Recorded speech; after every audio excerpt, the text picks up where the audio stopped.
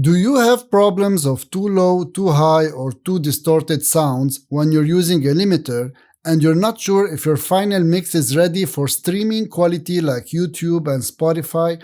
I will help you get it done right every single time. Hello everyone, I hope you're having a great day.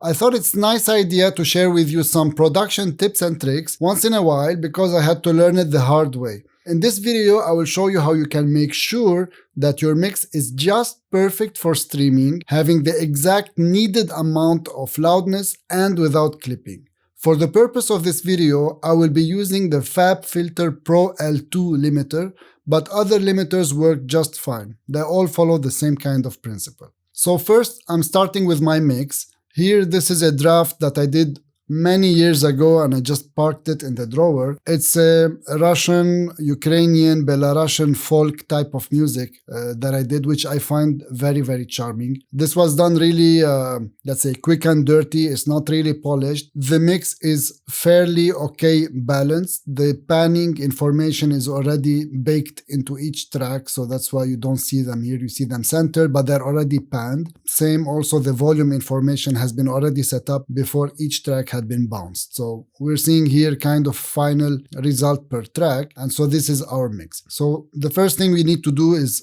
before we go for the final stage of the limiter is to make sure that we have our mix. Make sure also that the master track is basically faded in the beginning from mute position and faded out in the end. This is basic housekeeping to avoid any clipping at the edge or any kind of cutting sound basically at the edge of the audio file. Okay, this is very important to maintain a clean track. Then as we play the track, we will play it before and then we will play it after, basically with the limiter. You want to aim for somewhere between top of the green, beginning of the yellow level of audio before you send it to the limiter, basically. If it's too low, it's okay in a sense, but then you'll need to add a lot of gain, which might distort noise and so on. So you need your mix to be somewhere in a fair 3/4 of the way, so you have a good ratio basically there. Of course, you don't want the mix already to be very high or even close to zero, because then you will have clipping issues and so on. So each track needs to be comfortable, and then the entire mix as well needs to be comfortable in terms of volume. So let's have a first listen to the track before using any limiter. Here we go.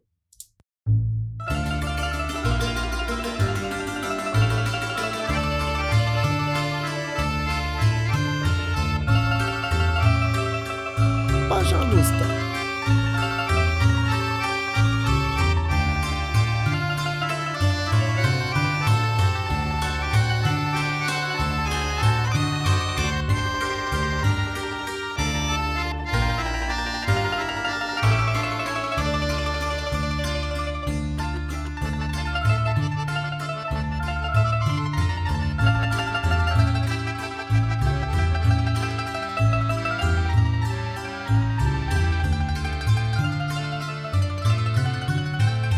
Nice secondary dominant.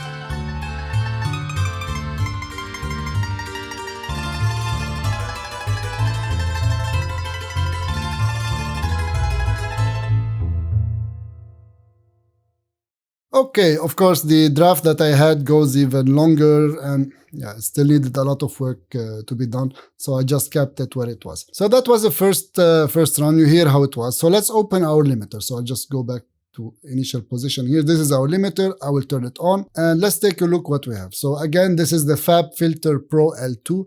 You can use other limiters. I personally am used to this one. I like its visual appearance and it's pretty intuitive and straightforward. What I will not do is I will not explain every little detail of the limiter. I'm just going to go straight to the point of what you need to get your mix right. So the first thing we want to look at is what style of limiting that you want to do. Typically what I advise is to use transparent. Transparent has the best fidelity to the original mix that you have. Some people like to use modern, which is clean but louder than transparent. Of course, you can go in other territories like aggressive, dynamic, and so on. You don't need to learn all those right now. Transparent is always good to go, and it's a really good choice to have very good limiting at the very end of the track. One thing that is super important is that the limiter we put at the very end of the entire chain. So that's really your final step before you are bouncing out and you have your file ready for Spotify, YouTube, and so on. This is really the final step. So we put here transparent. Then what we want to look is the look ahead. So typically this allows you to go to 5 milliseconds. The look ahead is how much you want the limiter to anticipate a potential sound that goes above the limit. Typically, you can leave it half of the way. That's perfectly fine. However, if you have some very abrupt peaks that jump very quickly up and then back down, you want the look ahead to anticipate them basically more in advance. And so it's safer to put them higher.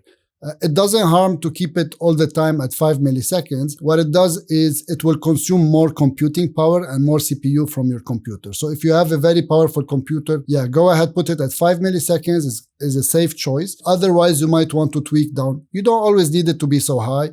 It really depends how abrupt you have the peaks that jump up, basically. Then similarly, you have the attack. The attack is how quickly you want the limiter to take action once the sound crosses the ceiling. I usually keep it at 275 milliseconds. Again, here depends really how fast or slow is your peak. You might want to play with the attack, and same as well with the release. Usually I just leave the default here for the attack and release, or if I really need to change, then I play around with them to get the right amount that I need. We can skip those last two, and so this is for the advanced tab here. Then what you want to make sure is to have the true peak limiting on, so you see it on. So this will enforce that the volume does not go above the ceiling. This is very important. Then we move to oversampling. By default, it's off. Now, it depends on the quality of the sound. So if you have something like very distorted already, like a guitar or electronic, if it hits the ceiling, you might not notice some artifact or some strangeness in the sound. However, if you have something that's more clean, more vocal, or more, like a clean piano or clean sound, if the limiting is very high, basically, or the reduction is very high, it's likely that you can hear some kind of artifacts, and so it sounds a little bit artificial. And so what you do with oversampling is that you ask the computer to think much more to ensure that the outcome is clean. And by default, I always use 8 times. Of course, the more you do oversampling, the more CPU intensive is the activity. In some cases where I have like some passages that are super delicate and that really need that super clarity, I can go even to up to 32 times. But take care, when you're using this, make sure that all other softwares are off and that the computer is really able to spend all that CPU energy. And even you might not make it. It really depends what kind of computer power that you have. By default, I personally use 8. Then the dither, by default, it's off. Basically, what I recommend is to follow the bits that you have for the audio file. Mine is by default 16 bits, so I always use 16 bits. And on the noise shaping, I use weighted. And here, this is extremely important. This is your maximum ceiling that you will allow. So here we have to put -1 decibels. Always use -1 decibels. This ensures that your sound will never clip and will never reach 0 decibels. -1, always.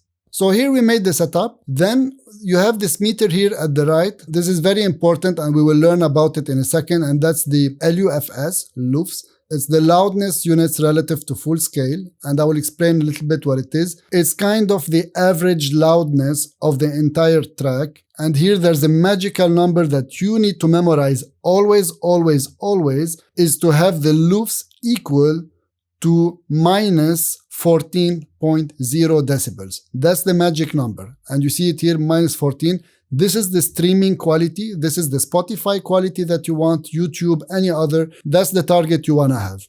Make sure here that it's set at integrated. So now what we will do is we will play the song again and we will just monitor how things are on the limiter. We will not do anything. We'll just let it play and we will watch here the number, how it changes. Okay, here we go.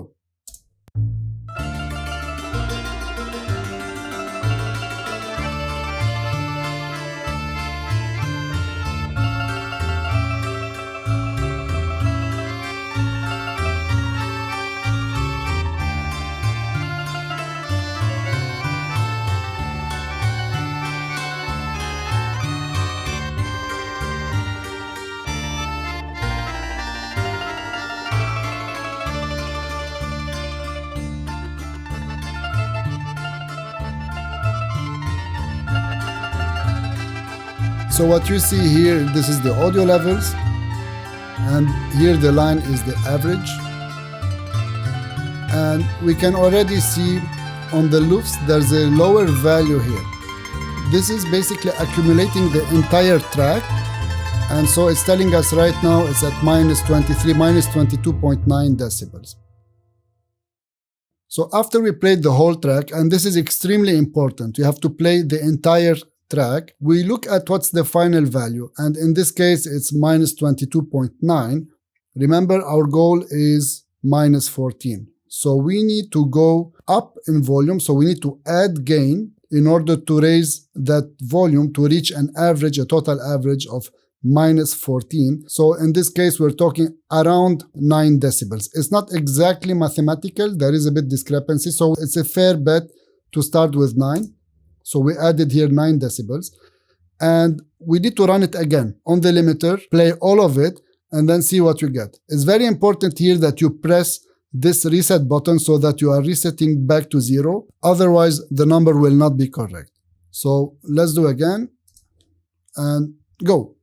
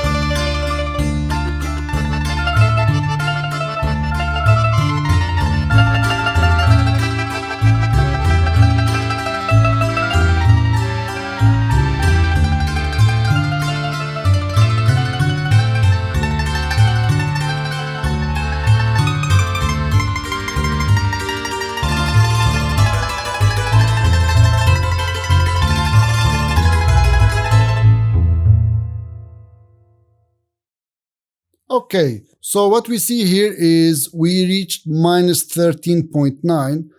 You can survive with that, but if you want it to be really correct, you want to reach the minus 14.0. It means here we are 0.1 decibel louder on average than where we want to be. And so what we need to do is we go back 0.1 decibel, we reset the button, and we replay it again.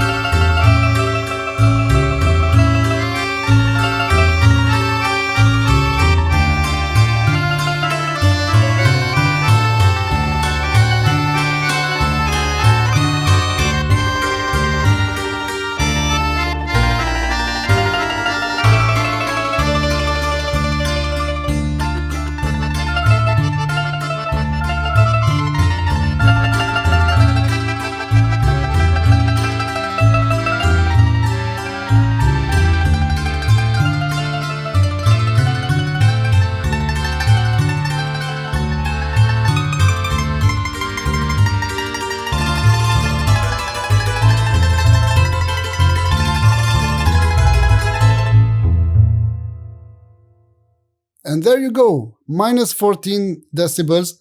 This file is ready to go. So go ahead and bounce it. Make sure when you do so, don't normalize it. Now you will ask, like, every time I need to replay the whole thing to see the number. The answer is yes. However, what you can do is if you're bouncing offline, every time you bounce it, you can actually reset it and then bounce. It will do quickly and then you will see the final number in the end. So you don't need to always listen to the entire track. Of course, it's preferred, if it's a short track, it's preferred to do so. But if you have something that goes, I don't know, 8 minutes, 10 minutes, and so on, you don't want to sit every time waiting 8-10 minutes to just adjust 0.1 decibels and so on. But make sure not to normalize anymore because it's already clear to go. This is Spotify ready, YouTube ready, Apple Music ready, all streaming platforms ready, excellent level of sound, no clipping, and it will be a great pleasure for your listeners to listen to your track right now. And with that said, thank you very much for your attention. If you like this video, don't hesitate to press like and press subscribe. And I'll be dropping those production tips and tricks once in a while. And see you next time.